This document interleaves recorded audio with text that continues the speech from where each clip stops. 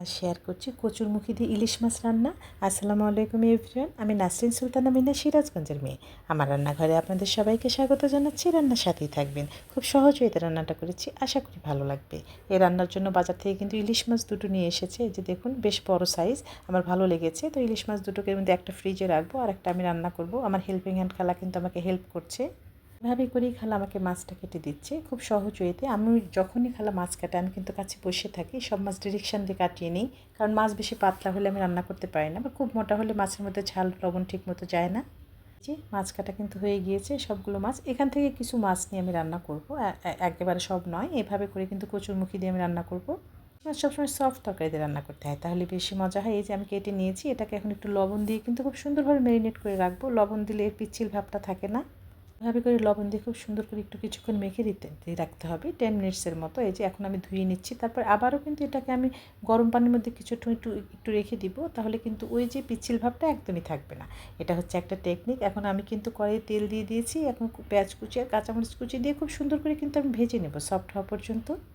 পেঁয়াজের সঙ্গে কাঁচামরিচটা দেবেন না, একটু পরে দেবেন, তাহলে কাঁচামরিচের ফ্লেভারটা বেশি ভালো থাকে। এভাবে করে খুব সুন্দরভাবে কিন্তু ভেজে নিচ্ছি। একটু পেঁয়াজ বাটা আর একটু রসুন বাটা, সামান্য জিরে বাটা দিয়ে কিন্তু এই মাছটা আমি রান্না করব।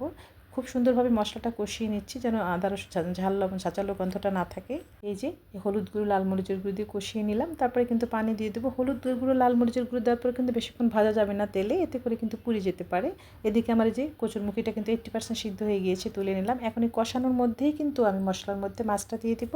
মাছটা দিয়ে কিন্তু উল্টে পাল্টে খুব সুন্দরভাবে আমি কষিয়ে নেবো, যেন ঝাল লবণ সুন্দরভাবে মাছের মধ্যে যায় এবং খুব সুন্দরভাবে 80% সিদ্ধ হয়ে যায়। এরকম একটা পর্যায়ে কিন্তু আমি মাছটা উঠিয়ে নেব। দেখুন কতটা সুন্দরভাবে মিষ্টি একটা ফ্লেভার। ইলিশ মাছ কী বলবো, সবার পছন্দের জাতীয় মাছ আমাদের। মাছটা সুন্দরভাবে কিন্তু আমি উঠিয়ে নিলাম। দেখুন কতটা সুন্দর হয়েছে। ঝাল লবণ স্বাদ মতো এর মধ্যে দেবেন কিন্তু, তবেই কিন্তু তরকারিটা বেশি ভালো হয়। কিন্তু মাছ উঠিয়ে নিয়েছি। এখন এই মশলার মধ্যে এই যে কচুরমুখিটা যে 80% সিদ্ধ করে রেখেছি, সেটা আমি দিয়ে উল্টে পাল্টে খুব সুন্দরভাবে কষিয়ে নিচ্ছি। এটা কষানোর একটা পর্যায়ে কিন্তু আমি এর মধ্যে মাছটা দিয়ে দেবো, তুলে রাখা মাছটা। দুটো একসঙ্গে কষিয়ে নিব। দুটো একসঙ্গে কষিয়ে নিলে কিন্তু ফ্লেভারটা বেশি ভালো হয়। দেখুন কতটা সুন্দর, দুটোই সিদ্ধ সিদ্ধ। এখন আর বেশি সময় লাগবে না, একটু কষিয়ে নিয়েই কিন্তু আমি একদম গরম পানি অ্যাড করে দেবো পরিমাণ মতো, যতটুকু আমার প্রয়োজন। খুব বেশি দেবো না, কারণ সবই সিদ্ধ। এই যে আমি গরম পানি অ্যাড করে দিলাম। আসলে ইলিশ মাছ অনেকভাবে রান্না করা যায়, আপনি হাতে মেখে রান্না করতে পারেন।